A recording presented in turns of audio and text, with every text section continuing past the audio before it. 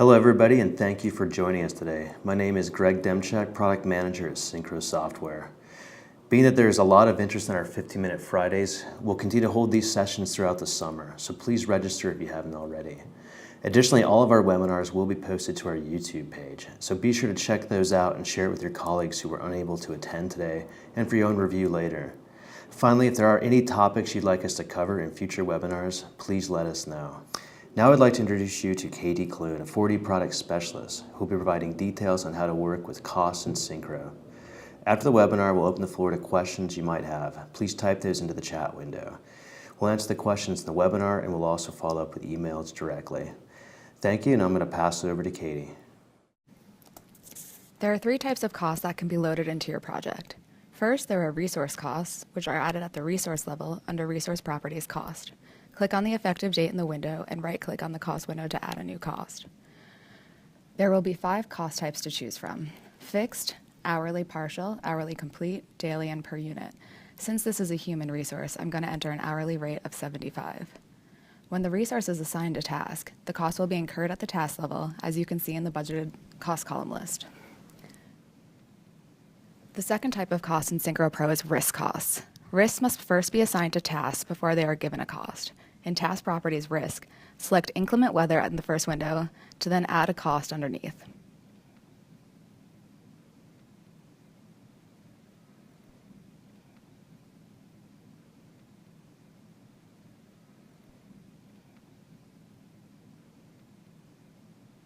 A risk cost will be incurred at the task level only if it is unmitigated. If the risk is defined as mitigated, the cost will not be included in the task budgeted total costs. The third type of costs in Synchro Pro are direct costs, which can be added in Task Properties budgeted costs. Right-click in the window to add a new value. This will show up in both budgeted direct and total cost columns. Likewise, you can add a value right into the budgeted direct cost column, which will automatically create a new fixed cost for the associated task.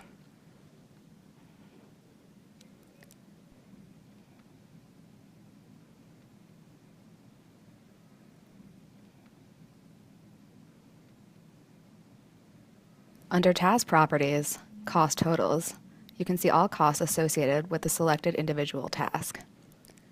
These totals will be separated into resource types, risk types, and direct costs.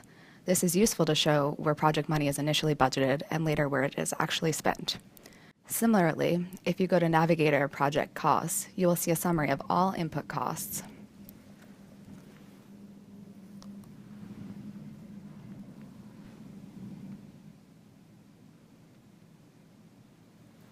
Once you have cost-loaded your project, Synchro allows you to track budgeted versus actual costs. Right-click on the Gantt header to select Customize Columns to add the actual cost columns. Actual costs can only be recorded once a task status has been changed to started or finished. I'm going to move the data date forward and update the statuses of the first 6 tasks in Task Properties General. When the task statuses are changed from planned to either started or finished, their actual costs are automatically updated, but are only comprised of a portion of their budgeted total costs. The only costs that are updated automatically are resource costs, which is shown here in the Updated Cost Totals tab for Perimeter Fence.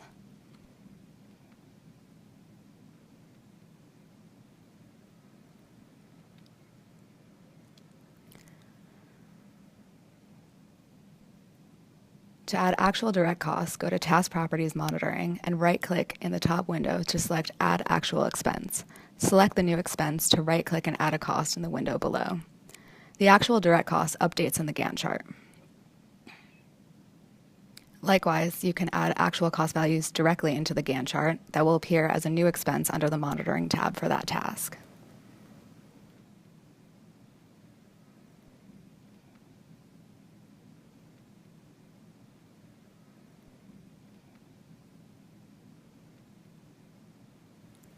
You're probably asking yourself, what can you do with all this cost data in Synchro? Well, the answer is Earned Value Analysis, or EVA. EVA is a means of evaluating project performance where budgeted and actual costs are compared to assigned qualitative values of work achieved. EVA enables you to measure progress objectively based on real data. The analysis is especially useful when a task is ongoing. Let's use the pile caps task to explain why.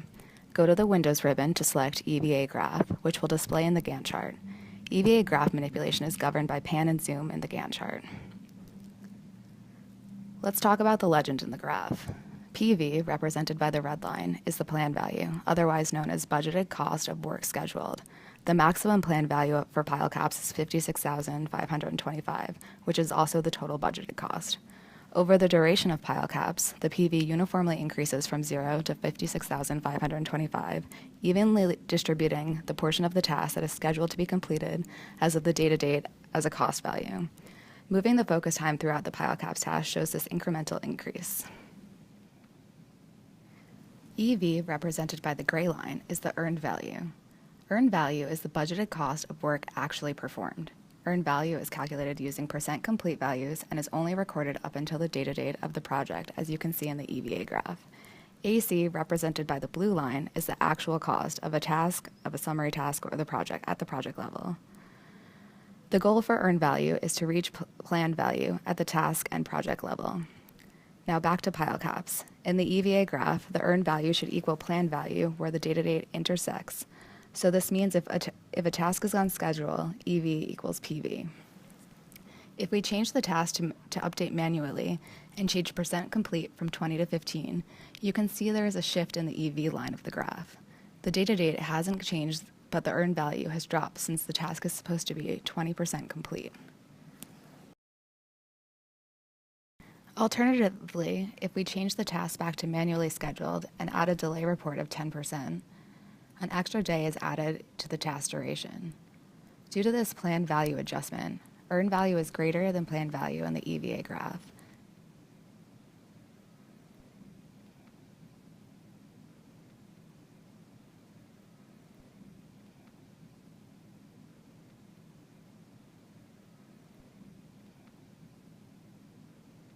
But if we move the date forward in a few days, we can see that the earned value is much lower than the planned value. When earned value is not equal to planned value in any instance of the project timeline, the project is not progressing according to schedule.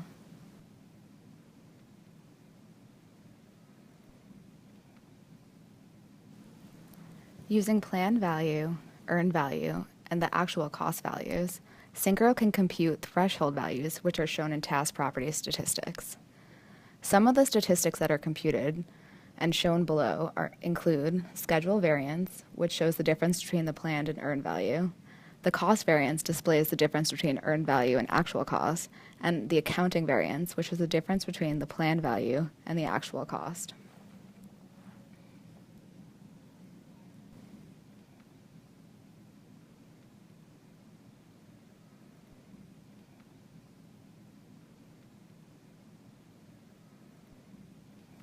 Now that you have all of these costs and statistics based on the values, you can export to Microsoft Excel to perform more analysis. Select File, Export, Excel. Browse to select where you want to save the file. Press Save. Hit Next. Select which data you want to export, and a spreadsheet will be created for Excel.